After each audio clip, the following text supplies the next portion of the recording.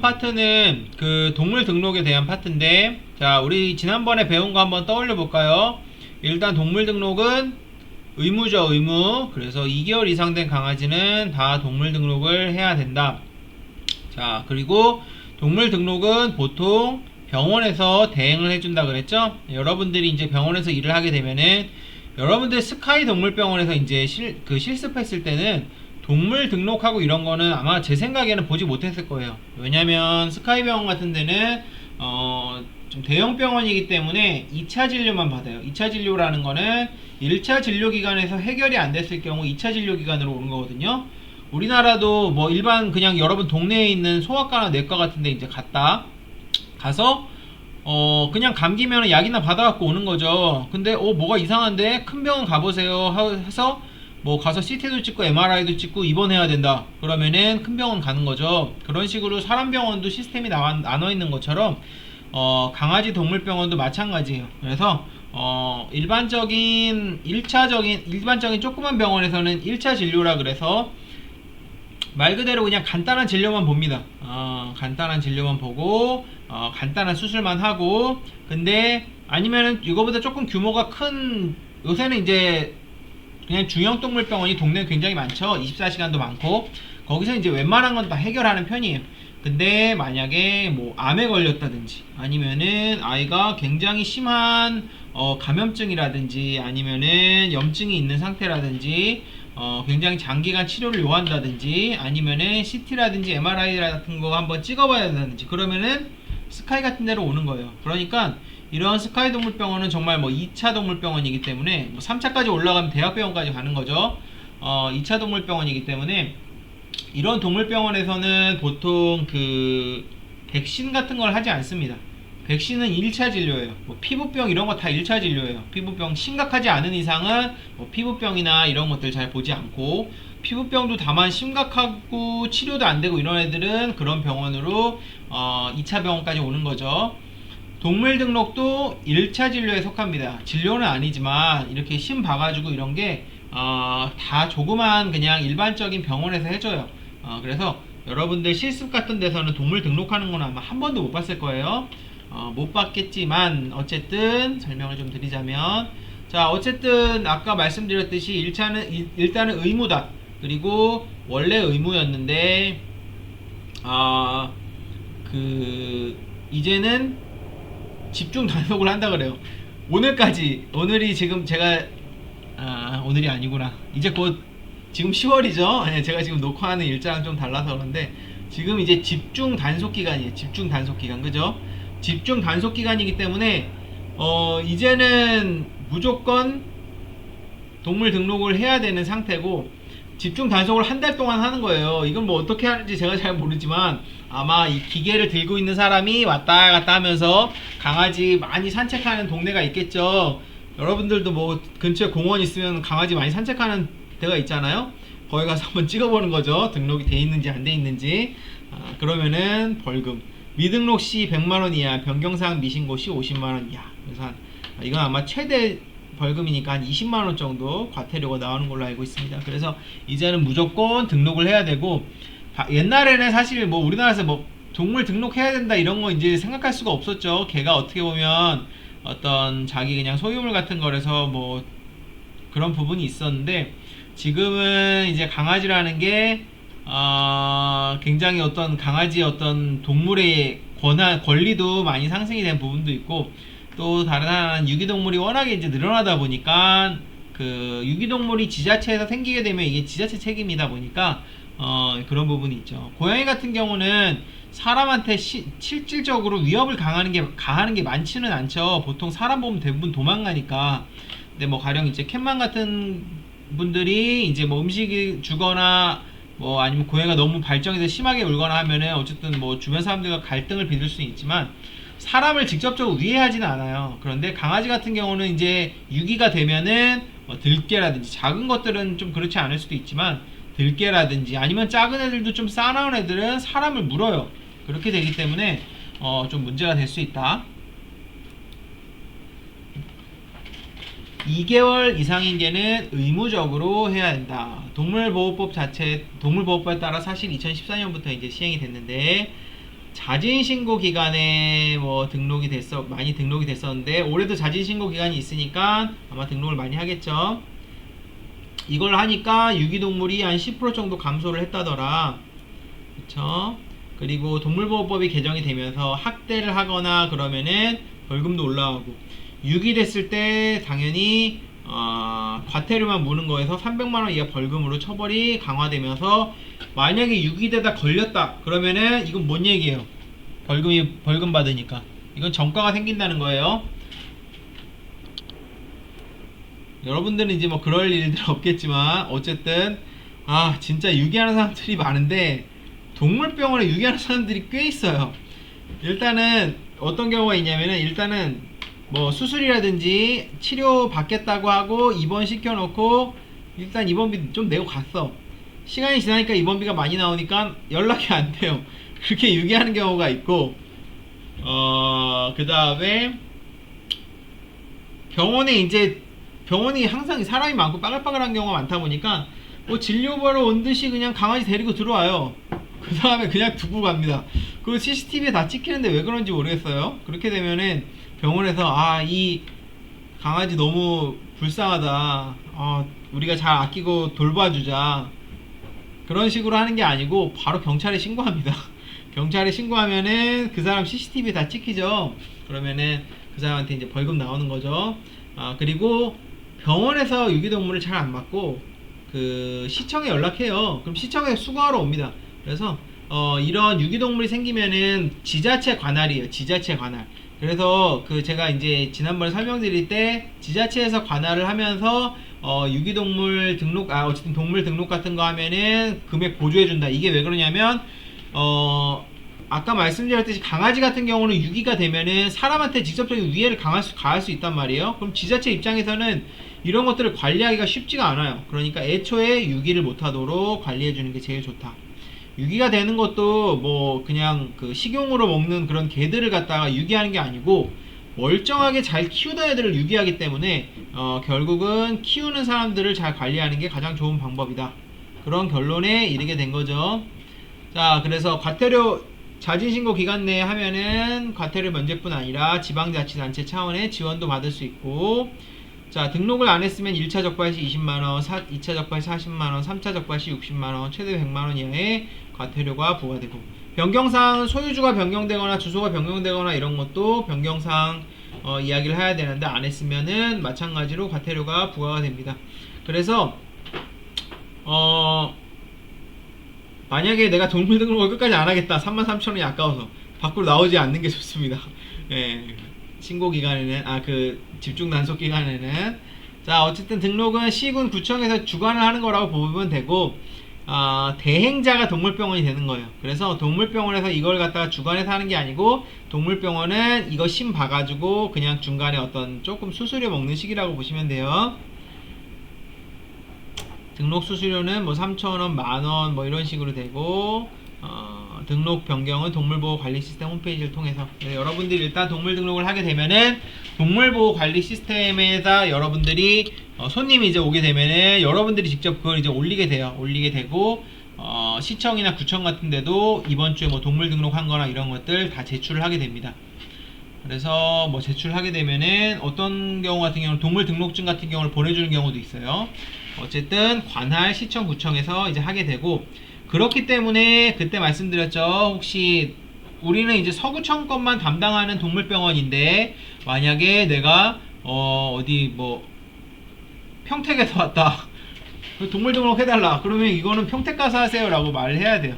해주고 인천 서구청 걸 해주면 안 되죠. 보통 이제 지자체 관할이기 때문에 하는 범위도 정해져 있는 편이라고 보시면 되고, 미등록견은 반려견 놀이터 등 공공시설 이용이 제한된다. 그래서 뭐 공공시설 같은 데다가 이제 요런 그 검사하는 그 뭐라 그러죠? 디텍터라 그러죠? 디텍터 같은 게 하나 있어요.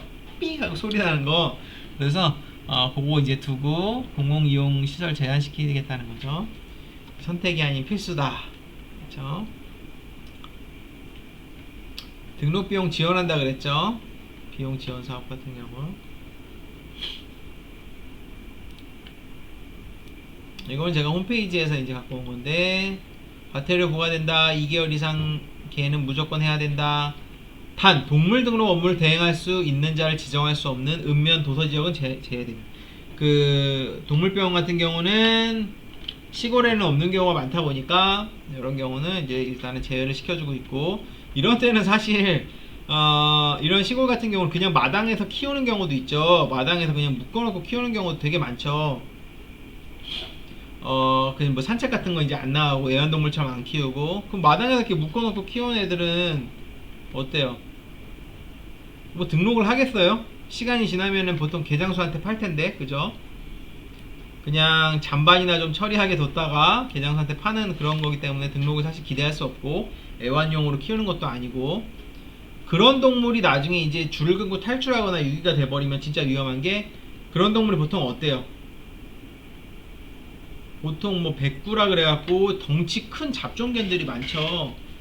들개처럼 몰려다니면서 실제로 사람들한테 위해를 가할 수도 있고, 경우에 따라서는 이런 강아지가 혹시 어떤 뭐 화성, 뭐 파주, 아니면 뭐 연천 뭐 이런데 만약에 있는 강아지다. 그러면은 뭐가 위험할까요?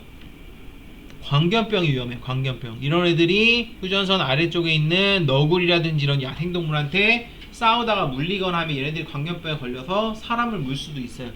위험하죠. 그러면 소유자가 2개월 이상기에 다 신청하는데, 대부분은 동물병원 같은 데 가서 그 등록을 하게 됩니다. 그래서 체내에다 삽입하든지 아니면 외장형으로 삽입을 하든지,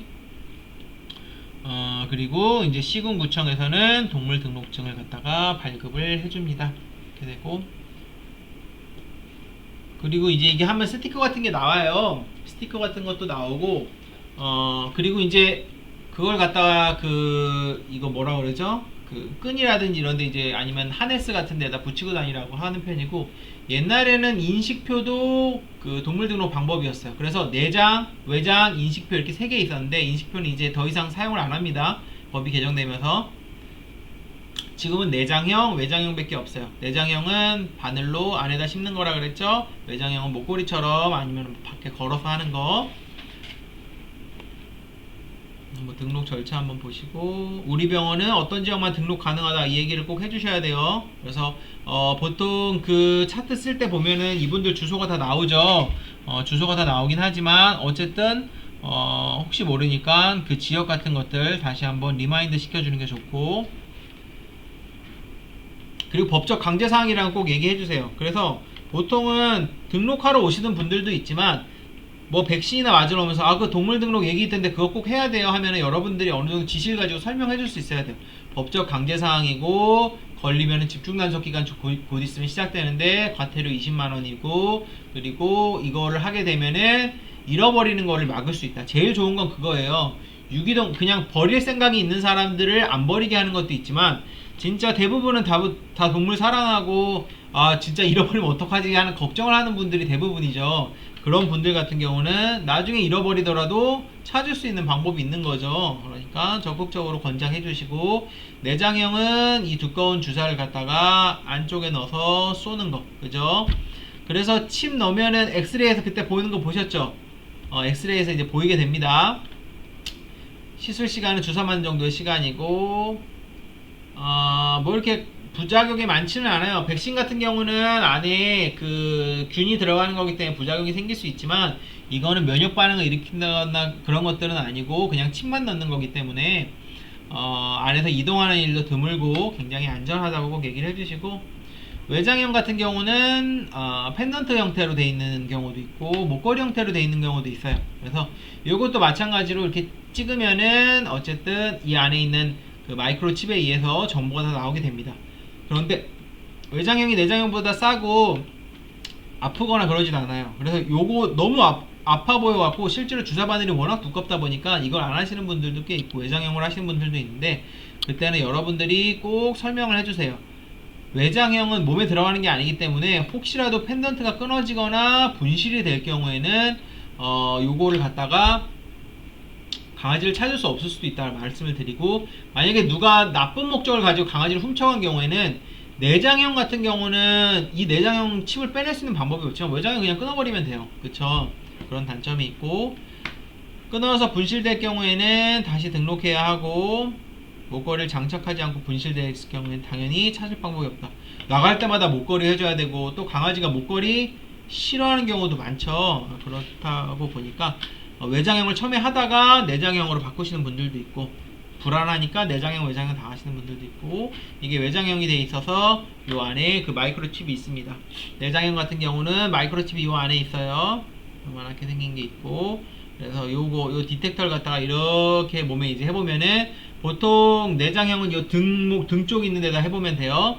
외장 칩은 그냥 칩에다가 해보면 되고, 여러분들 이제 병원에 있다 보면은 그 뭐 스카이는 없겠지만 큰 병원 같은 경우는, 작은 병원 같은 경우는 손님들이 뭐 때문에 오냐면은, 이거 주웠는데요, 얘 칩 있는지 한번 봐주실 수 있으세요 하는 경우가 좀 있어요.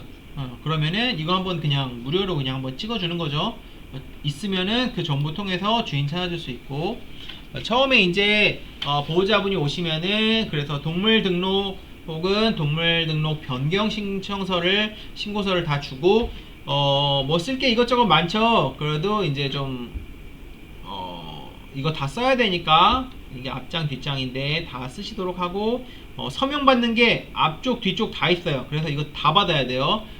다 받아야 되고, 잊지 마시고, 그래서 보시면 여기도 서명해야 되고, 여기도 서명해야 되고, 여기도 서명해야 되고, 한 4개나 있네, 그죠? 서명 꼭 받아야 되고, 그래서 일단은 서명 받고, 서명이 아니고 동물 등록 그 신청서 이제 쓰게 하고, 외장형, 내장형 이제 결정하고 나면은, 내장형이든 외장형이든 이거 넣을 거 아니에요, 그쵸? 넣은 상태에서 여러분들이 여기 이 신고서, 동물 등록 신청서를 보고, 그때 말씀드린 APMS라는 시스템에 들어가서 이 정보를 입력해야 된다고 말씀드렸죠. 그래서 이게 이제 그 동물 등록하는 animal.go.kr이니까 이건 정보기관이죠. 여기 이제 들어가가지고 공무원 대행기관 로그인 바로 가기를 이제 클릭을 하게 되면은, 여기 이제 소유자 정보, 소유자 구분, 그 다음에 삽입 어떤 거 했냐, 외장형이냐, 내장형이냐, 인식표는 지금 안 하죠. 그러니까 요거는 지금 할 수가 없게 돼 있고, 번호가 중요하죠. 그 동물 등록 번호가 이제 하게 되면은 뭐 0410 뭐 이렇게 쭉 열 몇 자리 번호가 나오는 게 있어요. 그 번호 당연히 넣어줘야 되고, 그 다음에 강아지의 이름, 품종, 성별, 중성화 여부, 이런 것들도 다 해줘야 되고, 뭐 취득일, 출생일 모르는 경우 되게 많다고 하는데, 그건 그냥 보호자분이 임의로 나이대에 맞게 지정하라고 하면 되고, 시술은 어디서 했다, 담당 의사 누구다, 그 다음 시술을 했으면 누가 넣은 사람이 있을 거 아니에요. 이 수의사가 넣었을 거 아니에요, 그죠? 시술일은 언제다, 수수료 얼마 납부해야 된다, 이런 식으로 해가지고 필요한 정보 입력하면은 APMS에 이 정보가 이제 업로드가 된 겁니다. 그래서 나중에 잃어버리더라도 APMS를 통해서 번호만 딱 누르면은 이게 누구 동물이다 라는 게 이제 나타나는 거예요. 여러분들이 요거까지 이제 해줘야 되고, 그래서 뭐 필요한 정보 입력한다 그랬죠. 수수료 같은 경우는 내장형이 외장형보다 11,000원 정도 비싼데, 이거는 아까 말씀드렸듯이 기본적으로 등록하는 수수료 자체는 별로 비싸지 않다 그랬죠. 근데 그 칩을 사는 가격, 그죠? 그리고 시술하는 가격, 그리고 뭐 동물병원에서 가지고 가는 수수료 같은 거, 이런 것들에서 가격이 이런 식으로 책정된다고 보시면 되고, 요거는 아마 동물병원마다 다를 수 있어요. 자, 지자체마다 뭐 감면 대상이 있다 그랬죠. 그래서 뭐 이미 장착된 경우에 또 동물 등록을 하거나, 아니면 외장형을 재등록하거나, 뭐 수급자이거나, 뭐 3마리 소유했다거나, 그래서 이거 지자체마다 달라서, 꼭 저희 병원 같은 경우도 이거 와서 이거 지원해 준다는데, 뭐 50% 감면해 준다는데, 이거 물어보시는 분들이 있었어요. 그래서 저희가 해당 지자체에 문의하라고 했어요. 왜냐하면 조건이 조금씩 다르기 때문에, 뭐 장애인이거나 아니면 뭐 유기견 같은 경우는 전액 감면해 주기도 합니다. 제가 있던 데도 그 유기견 입양하는 경우에는 전액은 모르겠고 지원을 좀 해줬던 걸로 알고 있어요. 자, 동물 등록하는 과정, 아까 말씀드렸듯이 신청서 작성하고, 내장할지 외장할지 결정하게 하고, 그 다음 돈부터 받아야죠. 자, 그 다음에 돈은 이제 끝나고 나서 받는 거죠. 그리고 나서 그러면 이제 신청서를 기준으로 해서 아까 말씀드린 APMS에 들어가서 내용 입력하고, 자, 보통은 제가 있던 데 같은 경우는 동물병원이 많지 않은 시골이어서 그냥 이거를 갖다가 시청에다 냈어요. 시청에다가 그 일주일에 한 번씩 모아서 냈는데 거점병원이 큰 데 같은 경우는 이제 거점병원이 있어서 그 거점병원에다 내면 거점병원이 모아서 제출을 하고, 제가 있던 데는 직접 이걸 안 내고 어떻게 했냐면은 그냥 스캔을 해서 보냈어요. 그리고 원본은 저희가 갖고 있었어요. 이거는 지자체마다 다르니까 2주 후에 만약에 지자체가 동물등록증을 발급하는 데라면 이걸 받아오고, 그리고 등록증 나눠줘야 되죠. 전화로 통보해서 이렇게 하고. 자, 그 다음 호텔 손님 관리 봅시다.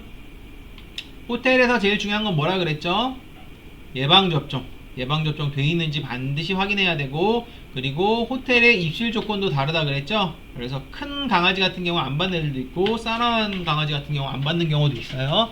그래서 호텔은 의료의 영역이 아니기 때문에 동물병원에서 이제 호텔을 이제 같이 하는 경우가 많긴 하지만 어쨌든 조금 다를 수 있다.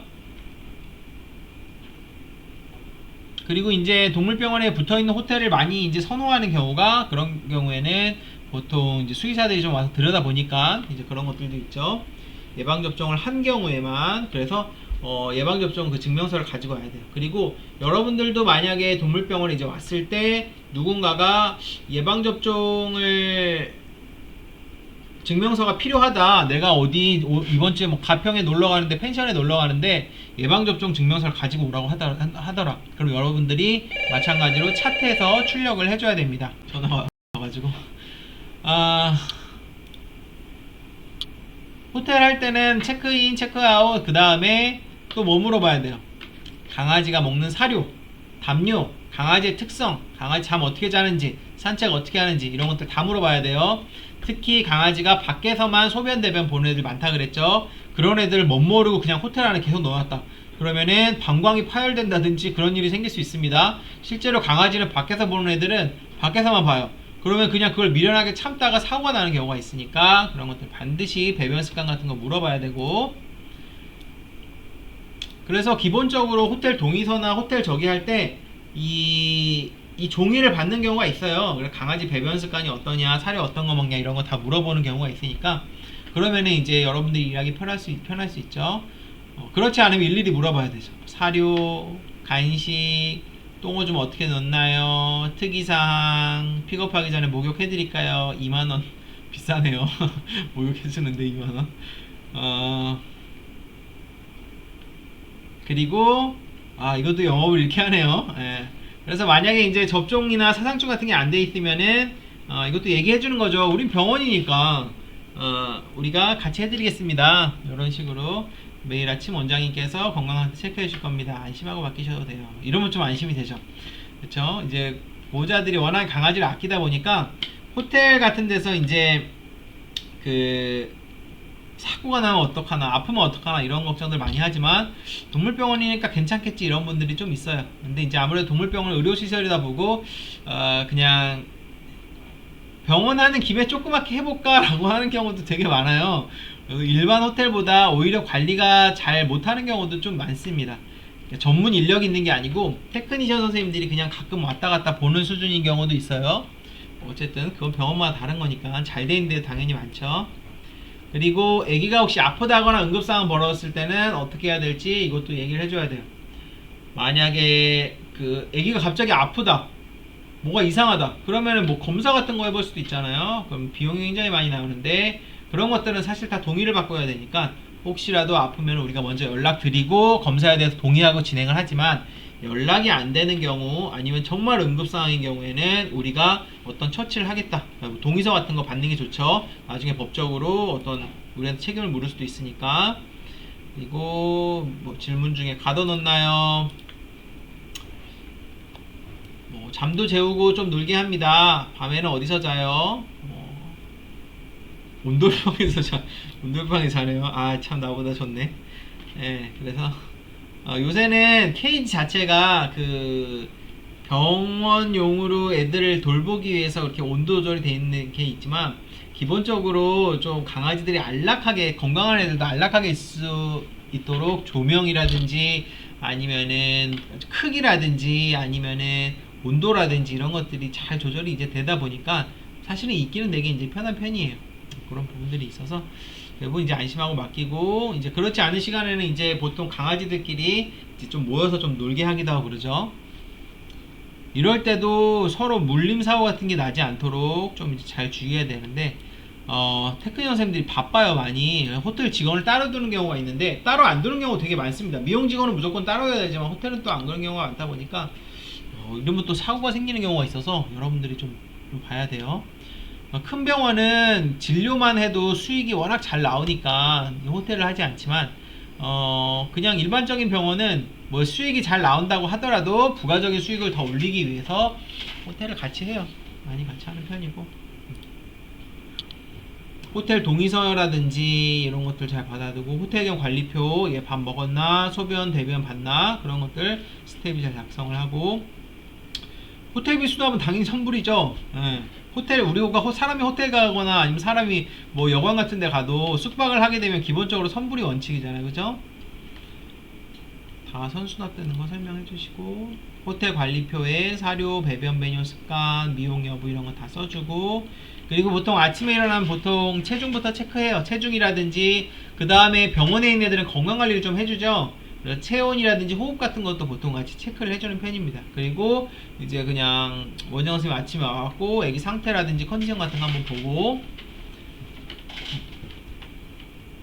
그래서 뭐 체중 증감량이 심한 경우 사료 조절하고 관리표에 수정된 사료량 기재하여 누구나 같은 양의 사료 급여할 수 있도록 한다.